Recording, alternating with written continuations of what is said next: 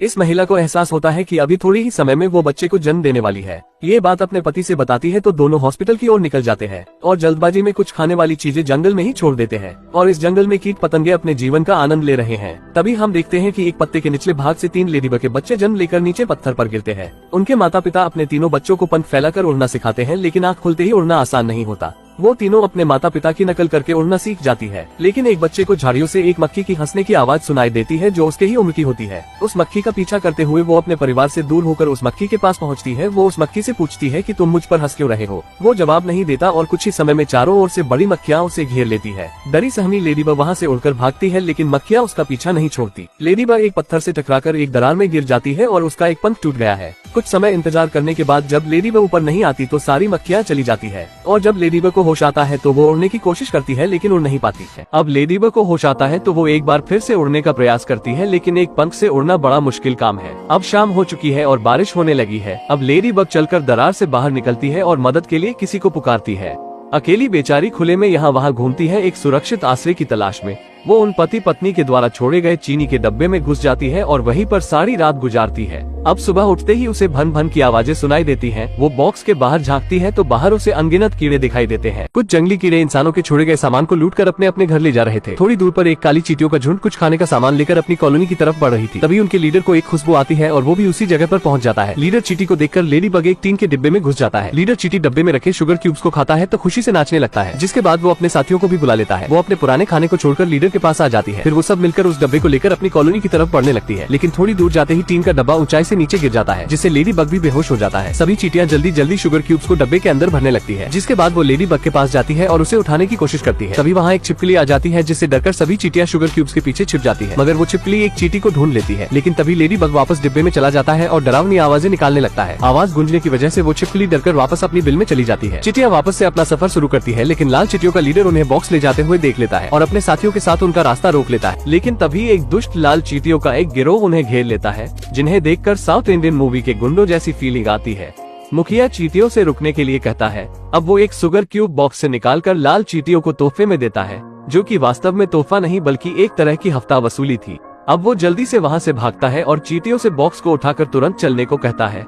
Red ants गुस्से से और ज्यादा लाल हो गई हैं, क्योंकि उनकी नजर पूरे बॉक्स पर थी, न कि एक शुगर क्यूब पर। लालची रेड एंट्स उनका पीछा करते हुए जाते हैं। अब ब्लैक एंट्स देखती हैं कि आगे एक तेज ढलान है। वो जल्दी से बॉक्स के ऊपर चढ़ जाती है, फिर एक धक्का देकर बॉक्स के साथ तेजी से ढलान से नीचे आती है। उधर रेड एंट्स को एक खाली सोडा कैन मिल जाता है, जिसके अंदर घुसकर वो ब्लैक एंट्स के पीछे लग जाते हैं। अब ब्लैक एंट्स का चीनी का डिब्बा और रेड एंट्स का कैन दोनों नदी में जाकर गिरते हैं। दोनों नदी के प्रवाह में आगे बढ़ने लगते हैं। रेड एंट्स लगातार ब्लैक एंट्स के पीछे पड़ी है। अब बॉक्स को एक धक्का लगता है और लेडीबग बॉक्स पर से गिरकर नदी में जाने लगती है। यहाँ एक शिकारी मछली की नजर उस पर पड़ जाती है। वो उसे खाने के लिए बढ़ती है। वो एक पत्थर से टकरा के चोट खा जाती है, लेकिन फिर भी वो अपने शिकार का पीछा नहीं छोड़ती। ब्लैक एंट्स अपनी दोस्त को बचाने का निश्चय करती है। वो एक दूसरे को पकड़कर एक चेन बनाती है और पानी में डुबकी लगाकर लेडीबग को बचा लेती है। लेकिन परेशानियाँ इतनी आसानी से कहाँ पीछा छोड़ने वाली थी। सामने एक गहरा झरना है। अब सारी चींटियां और लेडीबग तेजी से बॉक्स के अंदर घुस जाते हैं। वो ऊंचे झरने से नीचे गिरते हैं। शिकारी मछली और रेड एंट्स का कैन भी उनके पीछे आ रहे हैं। शिकारी मछली और कैन तले में अटक जाते हैं, लेकिन रेड एंट्स किसी तरह तैरकर बाहर आ जाती है। उधर ब्लैक एंट्स और लेडीबग किसी तरह चीनी के साथ सुरक्षित बाहर आ चुके हैं।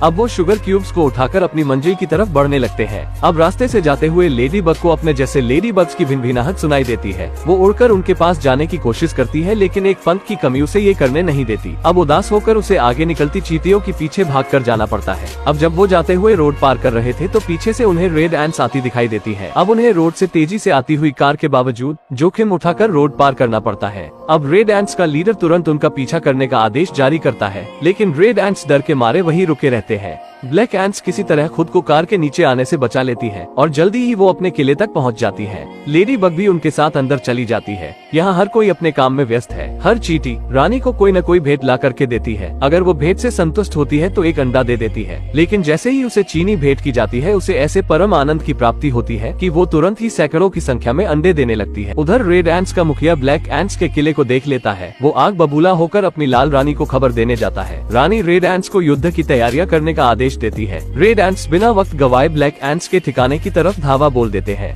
वो हथियारों, अखरोटों, पत्थरों, गुलेल और यहाँ तक कि कीड़े मारने के स्प्रे तक से लैस है। रात का वक्त है, सभी ब्लैक एंट्स और लेडी बग सोए हुए हैं। लेडी बग सपना देखती है कि वो और उसका परिवार घास के मैदान के ऊपर से उड़ते हुए जा रहे हैं। तभी अचानक लेडी बग की नींद खुल जाती है। वो किले के बिल्कुल ऊपर चली जाती है। वो देखती है कि अब उसका दूसरा पंख भी लगभग पूरा उगाया है और अब जल्दी ही वो उड़ पाएगी। वो खुशी से झूमती है। अब किसी तेज भिनभिनाहट की आवाज से ब्लैक एंट्स की नींद सुबह जल्दी खुल जाती है। लाल चींटियों की पूरी सेना हथियार लेकर हमला करने के लिए आ चुकी है। ये देखकर काली चींटियां बहुत ज्यादा डर जाती है। लाल चींटियों ने उन्हें चारों तरफ से घेर लिया था और अपने लीडर के एक इशारे पे लाल चींटियां गुलेल की मदद से महल पे हमला करने लगती है, जिससे काली चींटियों के महल में छेद होने लगता है। जिसके बाद लाल चींटियां टूथपिक से हमला करती है, जैसे किसी दुश्मन ने किसी राज्य पे हमला कर दिया हो। जवाबी हमला करने के लिए काली चींटियां भी उन पर चीजें गिराने लगती है और एस्प्रिन की गोलियों को अपने महल के चारों तरफ गिरा देती है, जो पानी से मिलते ही फोम में बदल जाता है, जिससे लाल चींटियां अब उनके महल में नहीं घुस सकती है। काली चींटियां बहुत सारी रॉकेट अपने महल के ऊपर लगा देती है, लेकिन उन्हें पटाखे चलाना नहीं आता और माचिस के डिब्बे में सिर्फ एक ही तीली होता है। डब्बे के पीछे लिखे इंस्ट्रक्शंस को देखकर एक चींटी तीली को जोर जोर से घसता है, जिससे तीली जल जाता है और वो उसे एक रॉकेट में आग लगा देता है। वो रॉकेट सीधा लाल चींटियों के बीच में जाकर गिरता है और धमाके की वजह से बहुत सारी लाल चींटियां मारी जाती है। लेकिन तभी वो तीली भी बुझ जाता है और लाल चींटियों का लीडर भी गुस्से में होता है। काली चींटियों को समझ नहीं आता है कि वो अपनी जान कैसे बचाएंगी। लाल चींटियों की पूरी सेना हथियार से काली चींटियों के महल पर हमला करने लगती है। काली चींटियां अपनी बचाव के लिए बहुत सारी रॉकेट अपने महल के ऊपर लगा देती है, लेकिन उन्हें पटाखे चलाना नहीं आता और माचिस के डिब्बे में सिर्फ एक ही तीली होता है। डब्बे के पीछे लिखे इंस्ट्रक्शंस को देखकर एक चींटी तीली को जोर जोर से घसता है, जिससे तीली जल जाता है और वो उसे एक रॉकेट में आग लगा देता है। वो रॉकेट सीधा लाल चींटियों के बीच में जाकर गिरता है और धमाके की वजह से बहुत सारी लाल चींटियां मारी जाती है। लेकिन तभी वो तीली भी बुझ जाता है और लाल चींटियों का लीडर भी गुस्से में होता है। काली चींटियों को समझ नहीं आता है कि अब वो अपनी जान कैसे बचाएंगी। तभी एक लेडी बग सभी को बताता है कि मैं माचिस लेकर आ सकता हूँ। जिसके बाद चींटियों का लीडर अपनी साथियों की मदद से एक नोट का प्लेन बनवाता है और लेडी बग के साथ उस प्लेन को टेक ऑफ करवा देता है। प्लेन सभी लाल चींटियों के ऊपर से बच के निकलने लगता है। लेडी बग के भी पंख आ गए थे, इसलिए वो उड़कर निकल जाता है। वो माचिस तक पहुँच जाता है और उसे उठाने की कोशिश करता है, लेकिन उसका एक पंख अभी भी छोटा था, इसलिए माचिस उससे उठ नहीं पाता है। दूसरी तरफ लाल चींटियां अभी भी महल पे हमला कर रही थी, जिससे काली चींटियों का महल बहुत कमजोर हो गया था। वो माचिस की डिबिया को उठाने की कोशिश करती है, लेकिन वो बहुत भारी थी। लेकिन तभी वो एक मकड़ी को आते देखती है, जो उसे आसानी से उठाकर अपने साथ ले जाने लगती है। लेडी बग उसका पीछा करती है। मकड़ी अपने घर पहुंचती है, जो एक टॉय हाउस था। अब लेडी बग भी चुपके से मकड़ी के घर में घुस जाती है।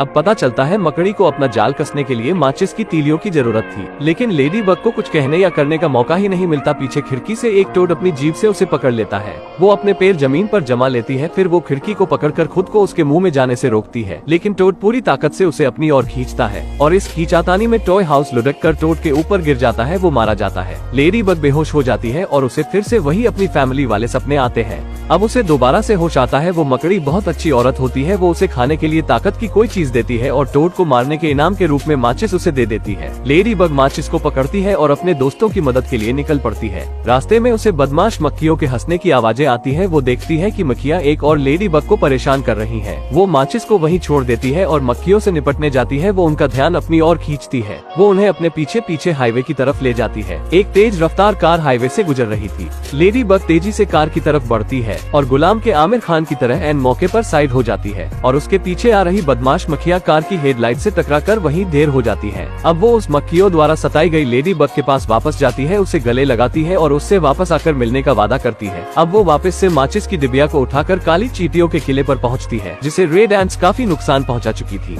वो रेड एंट्स की सेना के ऊपर से उड़ते हुए किले की छत पर पहुंचती है। उसके दोस्त उसे माचिस के साथ देखकर बहुत खुश हो जाते हैं। अब ब्लैक एंट्स माचिस की तीलियां जलाकर सारे रॉकेट्स को दाग देते हैं। भारी संख्या में रॉकेट्स उड़कर रेड एंट्स पर गिरते हैं और धमाके ही धमाके होते हैं। एक रॉकेट सीधे रेड एंट्स के टैंक पर गिरता है, जिससे एक बहुत बड़ा धमाका होता है। रेड एंट्स को भागने के लिए मजबूर होना पड़ता है। रेड एंट्स ने अपनी हार स्वीकार कर ली है, लेकिन चींटियों के किले को चारों ओर से आग ने घेर लिया है और काली चींटियां और उनकी रानी अंदर मुख्य कक्ष में छुपे हैं। तभी उन्हें एक अजीब सी तेज आवाज सुनाई देती है। ये एक हवाई जहाज है, जो चींटियों के किले के ऊपर से उड़ते हुए जाता है और आग बुझाते हुए निकल जाता है। आग बुझ जाती है, लेकिन साथ ही उनका पूरा किला भी ढह जाता है। अब बची हुई चींटियां और रानी मलबे से निकलकर बाहर आ जाते हैं। कुछ समय बीता है। लेडी बग अब बड़ी हो गई है और वो अपने दोस्त के साथ रहती है, जिसे उसने मक्खियों से बचाया था। आज वो 5 बच्चों की माँ है। वो उन्हें उड़ना सिखाती है। लेडी बग और उसके बच्चे मजे से घास के ऊपर से उड़ते हुए जाते हैं और खुशियां मनाते हैं। उधर मेहनती काली चींटियों ने फिर से अपना किला बना लिया है, लेकिन लेडी बग अपने दोस्त को नहीं भूली है। वो कभी कभी उससे मिलने उसके पास आती है। वो जब भी मिलते हैं घंटों बैठकर बातें करते हैं और मूवी की यही पर ही हैप्पी एंडिंग हो जाती है। दोस्तों, यहाँ तक आ ही गए हो तो वीडियो को एक लाइक जरूर करें